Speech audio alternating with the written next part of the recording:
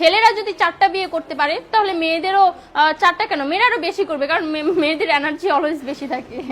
ছেলেরা যদি 4টা বিয়ে করতে পারে তাহলে মেয়েরা পারবে না কেন? অবশ্যই পারবে, কারণ নারী পুরুষ সমান অধিকার। আর যদি একটা কথাই চিন্তা করি তাহলে মেয়েদের চেন কোনো কাজে লাগে না, চেন খুলে মুতার অধিকার তো তাদেরও আছে। মালে আসেন, একটা চাবি দিয়া যদি 4টা তালা খোলা যায় ওটাকে বলা হয় মাস্টার কি, আর একটা তালা যদি 4টা চাবিতেই খুলে সেটাকে বলা হয় খাঙ্কি।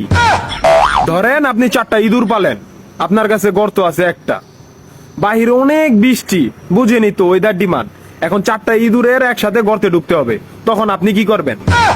ধরলাম উপরে নিচে মিলাই আরো 2টা আছে, হ্যাঁ, তাহলে 4 নাম্বার ইঁদুরটা কই যাবো?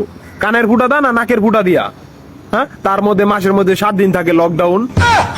আমি মানি, আমি না শুধু সবাই মানে মেয়েদের অনেক পাওয়ার, মেয়েদের অনেক এনার্জি। তাহলে দেশের মধ্যে ঘন ঘন লোডশেডিং হয় কেন? আমার মাথায় কোনোভাবেই ঢোকে না। একটা ছেলে যদি 4টা বিয়ে করে, 4টা ঘরে যদি 10টা সন্তান থাকে, তারপরে বাপের নামে একটাই থাকবো।